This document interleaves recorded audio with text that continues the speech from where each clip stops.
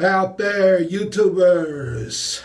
If you're here at this channel, you're here because you appreciate and like true critical thinking. Getting right into the topic about our relationship with the GOP. A few months back, maybe a couple, not that many back, but there was a YouTuber, David Carroll, and was a group of those guys, conservative thinkers. I think I've explained them to you. There's one, this E.T. Williams, the man who thinks with common sense and painless. I call them the Ray-Ban crew because, like I said, they all wear dark glasses, you know. Anyway, he made a video about the GOP and black people. And in that video, he made it seem like the GOP has always wanted to welcome us into the party. And there could be nothing further from the truth. And see, the thing about these men's critical thinking, in my opinion, is half-assed critical thinking because it's really more one-sided. It's like I say, there's never a balance. See, if you're going to do critical thinking, you can't see everything wrong with the group. Like I said, you have to have balance. You have to be able to say a little bit of good about that particular subject that you're critiquing. Now, you can have a little more negative than you do positive, but you got to have some balance, and there's never any balance in there when they observe. So it's not their critical thinking process that I have, it's the way they analyze. See, their analytical thinking is way off base, in my opinion, because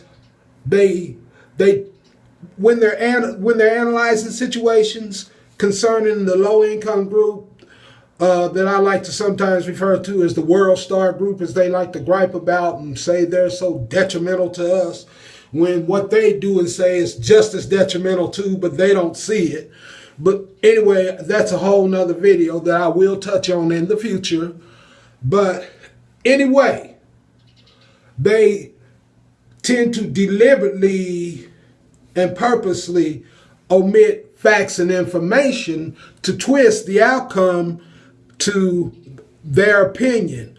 When they make comments like, was slavery that bad for black people? Man, please, come on now. Sure, slavery was horrible for black people. Anytime you can look on record and there's a court that can declare a man only 3/5 a human being, come on, if the high court makes that decision about him, now what can the man who owns him think about him? Oh, how so stupid some of the remarks these people make on these channels.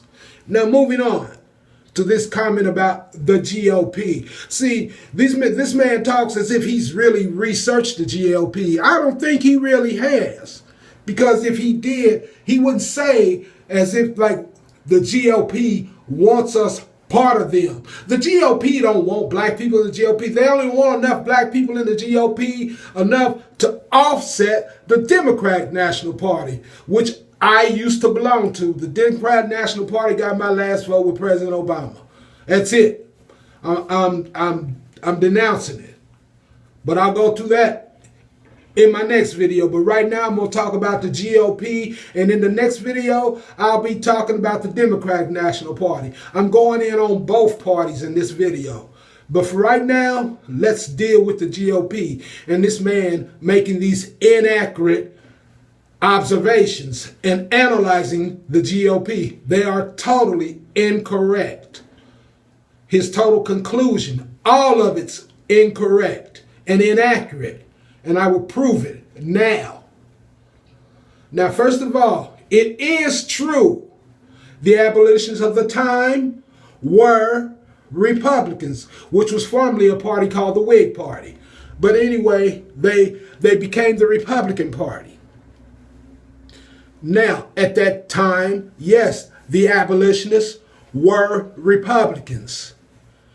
And yes, it is true. A Republican president did free black people. But it wasn't out of the goodness of his heart, like the movie tells you. I'm sorry, Mr. Spielberg, your staff overlooked some things. But first, let me deal with the abolitionists, and then I'll move on to the president, Mr. Lincoln.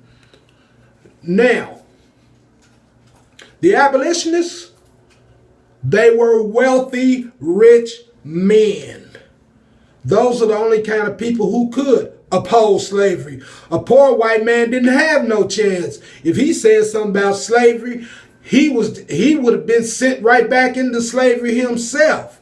But he was happy to have earned his freedom.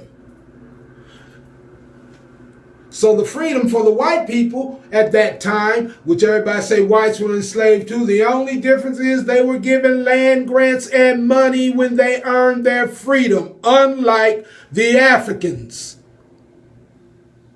That's the difference. Now, when black people tell me they Frederick Douglass Republicans, I look at them like they kind of strange. Well, if you are a Frederick Douglass Republican, you would not align yourself with the Republican Party, because Frederick broke away from the Republicans, who were the abolitionists at the time. And the reason he broke away, because they only wanted to keep the abolition of slavery a moral issue.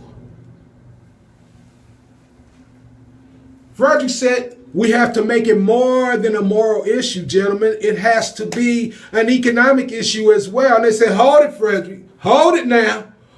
We with you now. We think it's morally wrong. Yeah, we think it's morally wrong, but we don't want to give you no money. Well, Frederick said, well, look, you just can't turn these people loose with nothing.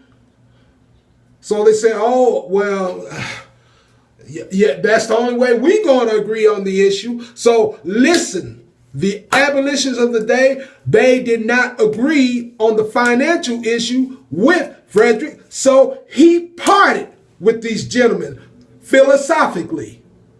He parted with them and he went his own way. So to say that these people stuck with Frederick Douglass on the same issues, no, they parted philosophically. They were moral and Frederick was moral. But Frederick was moral and he was economically, and they were only moral. They wasn't about giving up too much of their wealth as Republicans, even to this day. It's like that. Now let's move on to this Republican president at the time. This is his speech, people. I will say then that I am not, nor ever have been, in favor of bringing about in any way the social and political equality of the white and black race. Large amount of applause. That I am not, nor have ever been in favor of making voters or jurors of Negroes, nor of qualifying them to hold office, nor to intermarry with white people. And insomuch as they cannot so live while they do remain together, there must be for the position of superior and inferior, and I, as much as any other man, am in favor of having the superior position assigned to the white race. Now, this is from the president who freed black people. And this is my source of information right here, gentlemen. A People's History of the United States, written by Howard Zinn. A white man written this. So get it, people. It's right there. The white man wrote it for you, people. People's History of the United States. It's huge. You can learn so much in this book. So Mr. Carroll, I want you to understand something, sir. I didn't get my source of information off the back of a Pop-Tart box. No, sir. Didn't come from CNN. Didn't come from BET News. Didn't come from my black pastor. Came straight out of these books here. Right here, sir. The other one is written by Kwame Ture called Ready for Revolution, sir. All the information is in these two books right here, and there's much, much more. I got many more in my library, sir. But I want you to understand where the source of my information comes for you and Brother Painless and E.T. So as far as us having a loving relationship with the GOP, I can't remember that ever being, sir. And even when you were talking about when black people were conservative and wore nice suits and nice shoes, yes, sir, all of that is true, but it had nothing to do with the GOP. We were still in the era of Jim Crow, sir. So what did the GOP have what did that have to do with the behavior of black people? We were looking over our shoulder at white people. So we had to look out for each other. We had to behave. We still got a lot of work to do, but it's not hopeless.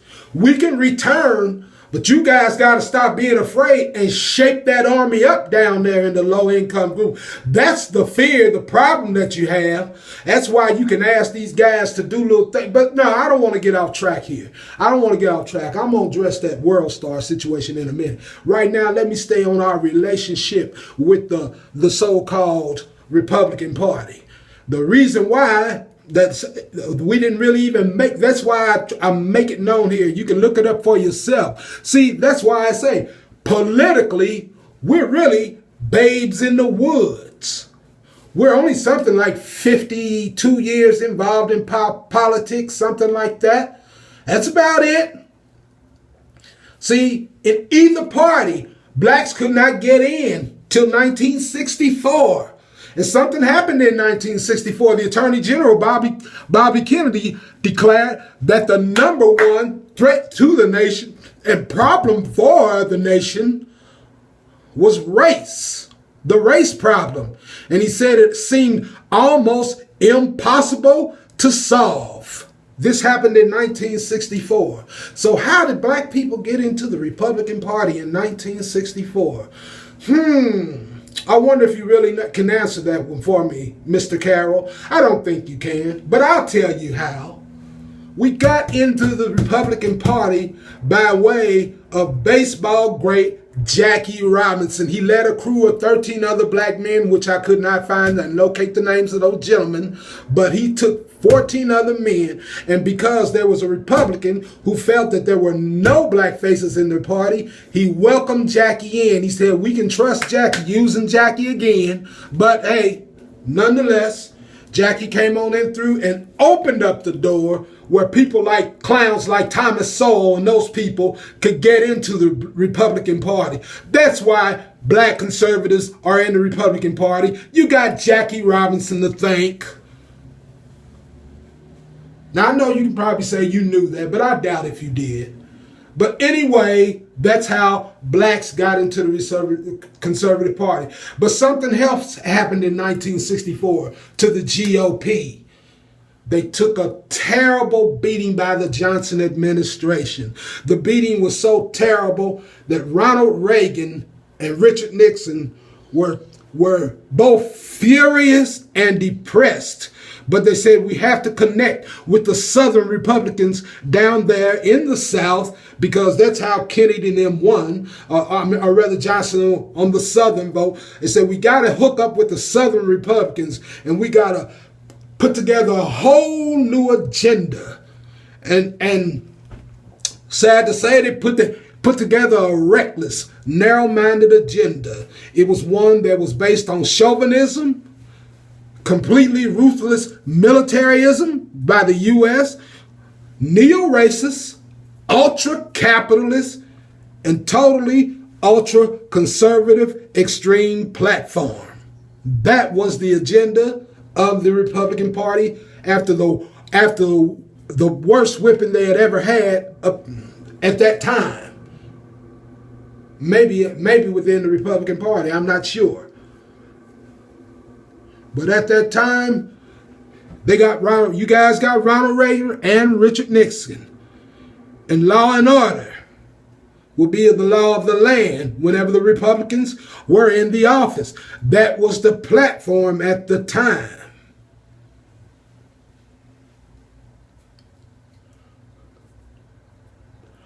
I'm sorry, gentlemen. The Republican Party has not made much of an effort to welcome black people in. That's why they're in there. Because in 1964, Malcolm X declared that the Republican Party, that's a wolf over there. He told black people, you don't want to go over there. He says, if you got to choose between the two canines of the wolf and the fox, he says the fox looks better. And that's why blacks ended up on the Democratic ticket. It was a choice between the wolf and the fox. And the fox was just happened to be smarter. But I'll go into my next video because the fox, as y'all call him, is the white liberal. And I'm going to explain to the people who the white liberal is. You never say who the white liberal is, and I wonder how come. But that's okay. The mystery will be over in my next video, people. I will tell you who the white liberal is. Why his boss over there at the GOP plantation. I don't understand. He's talking about the GOP. Really? Are black people supposed to run off of this plantation? You know, are we supposed to leave Simon Legree and run over to Willie Lynch? Huh? Is that your answer, Mr. Carroll? No, sir. I don't think that one works for me. I'll check with some other black folk, but that one don't work for us. Or at least not for this one. Moving on. These assignments that you give my other brothers and about taking down world star hip hop and housewives, those are petty missions. You want a real mission, Mr. Carroll? Do you want a real mission? I want you to put on some gear. Let's go into the jungle and let's fight an enemy. See, taking down world star hip hop, that's not a mission. We kind of really need world star hip hop. And I'll explain why I feel we need world star hip hop. See, world star hip hop, that's a way of us of gauging what we view as the ignorance of our community. This is when I know we'll make an impact on world star hip hop. When we get out in these communities and do our work, and we'll start seeing less and less of those videos. See, then world star hip hop, he'll have to start loading up some other different kind of videos. So don't send those people after world star hip hop. Let's take a real mission. See, I equate that to like in the time of the mirror, taking down world star and so-called reality shows with black people. Why take those down? I equate those kind of like assignments during the Vietnam era. You know, we got all these bad U.S. troops out here raiding and pillaging villages where they ain't nobody but old women and old men and children and young women and children, no men, and we go in there and just wipe them villages out. That's all world star hip hop is. That ain't nothing. Let's take a real assignment on, sir. Instead of you telling that black conservative to look over there and deal with the white conservatives, you let us the ex-GN, Democratic National Party people, let us deal with that white liberal. We'll get him straight. I want you to instruct your crews to this one. Tell them to look that white conservative in his eye and ask him this: why is it okay that black people are always on the cover of the most wanted poster when it comes to affirmative action, when we don't get the affirmative action, when it's white women setting up rape centers and white women having feminist issues and white women with gay and lesbian and trans. All these other programs get this affirmative action money. And I mean, it's really kind of not so cool. And this ain't a diss on the Asians, but why are Asians getting affirmative action money? I don't understand that. How do Latinos get the money before black people do? We're the last group that gets the doggone money of affirmative action. But for somehow that white conservative can always hold that most wanted poster on up into the news agency's face, and the poster face on there is always black. I'm just wondering, can you just assign them, say, hey, what's up with that? And can you just, and question number 2, I really got 5, but I'm only going to give you 2, sir. Ask him this: why is it okay that always black folk is on the poster cover of Most Wanted for welfare, when Latino get just as much welfare, when whites get just as much welfare, when everybody else, Thailand and Croatian and all these other people can come from other parts of the world and they can get cuts on the welfare and benefits from the welfare. But when the poster of welfare is being held up into the media camera, it's always a black face on it. Just ask that man how come that's always okay with him, and then you'll see what kind of friends you got. We'll see if you'll be welcome in the party then. And my last question to you, sir, is why is it that there's always other black groups within the Republican Party? There's Israeli representation within the Republican Party. There's Latino representation in the. And let me tell you something about the Latino representation compared to black conservatives. Latinos know their people shoot just as many people. They know their people do as many drugs. They know their people get as many welfare as us. But you know something? The difference between them and the black conservatives? When that camera hits that doggone conservative in the Republican Party, you know what he says to the camera? What about this immigration issue? If you work out this immigration issue with my people, then I can get them other problems together. See, your guys, they don't never come and say something like that. No, they just continue to put on the face of the minstrel. You remember what the true minstrel is? Because y'all behave like minstrels. The true minstrel was a white man who puts his face in black. And you guys have black faces, but you sound like white men a lot. See, so I don't know if you are minstrels, but you do sound like minstrels a lot. And that's the problem that people in this community have with you gentlemen. You sound like them. Now, that's all I'm going to do. The only 2 things. Why don't you just ask that white conservative? Don't send him over here to deal with this doggone white liberal. We will deal with him. And if you watch my next video, you're going to find out the answers, the questions I've had for them. They ain't going to be petty questions. They're going to be some serious questions, sir. We got to find out, what do you plan to do about this situation that the people in my community are in this lower income group? Because I'm tired of them feeling and being so hopeless according to the media that you own. So I got some issues with him too, sir. But for right now, forget World Star. Forget those doggone black reality shows. Let's take on a real mission, sir. Send your black conservatives to ask that white conservative that question. And y'all can get back to me. Any kind of reply you want. But I'm going to tell you something. You're going to be replying to a brother who doesn't get his information from BET News. I don't get my information from my black pastor, sir. No, sir. I don't get my information from my doggone back of a Pop-Tart box. I told you I was going to send you to that intellectual doggone laboratory of yours crying, sir. I told you, but you blocked me out. See, David Carroll is the reason why you don't become black leaders. See, because when you become a black leader, you end up being put upside down on the wall of a fool. That's why you don't become a black leader. Until then, I'm going to be answering some more of y'all's videos that y'all done put out about black folk.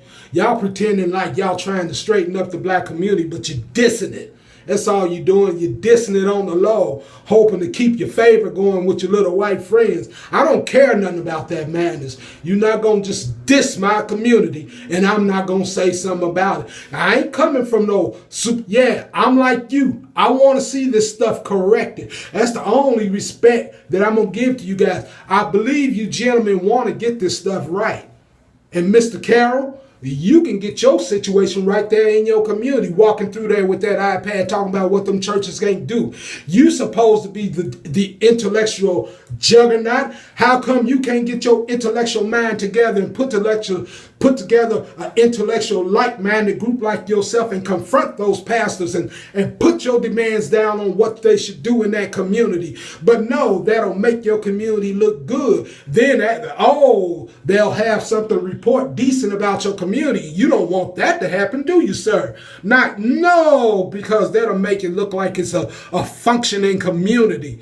And you don't want to see the value in that community. But there's plenty of value there, but you just don't want to dig inside your spirit, sir, and find it. But it's there. And just like you holding that mirror up in front of these doggone poor lower income group kids, like I said, I'm going to hold the mirror up in you black conservatives until y'all change y'all's line of thinking and start working with that army down there. You need to help us shape this army up down here. It's out of order. And we can't do it without you. And as far as I'm concerned, I ain't going to let you not do your part. And you're going to do something other than criticize. Unlike that man talking about how his granddaddy told him about how his little black friends is going to do him bad. What kind of story is that for a grandparent to tell? Here's a story that you want to tell from your grandparents. It was like one that happened to me. That's when I was a little bitty boy living in Indianapolis, Indiana. And I'm standing out there with a group of my friends. This is in the 60s when grandmas didn't play. And I'm standing out there laughing at the old lady's yard in the street, how much trash she had in her yard. Me and my little group of friends. And my grandma called us up on the porch. He said, "What's the matter? What y'all laughing at?" She said, we was laughing at the yard, Miss Bessie yard. And she said, "What's wrong, Miss Bessie yard?" "She got all that trash in the yard, Grandma." She said, "Oh, really? What do y'all think she's do?" She cleaned it up. She said, no, y'all go over there and clean it up. And I mean, not one bit of it will be in her yard when you're done. Do you understand me? And that was in the day, I don't care whose grandma told you to do something. You did what everybody told you to do. And we all went over there and cleaned her yard up. And we was woe out when we came back. But Grandma was good. She fixed us some nice little drinks. And she said, "Let me tell you something. I was here to teach you boys a lesson. If you find some fault in somebody's property, if you can't fix it, don't find no fault in it. Do you understand?" I said, "Yes, ma'am." She said, "Now, that's your lesson. If you can't fix the fault, then don't find no fault in it." And that's what I'm telling you guys. You stop this just dumping on your community.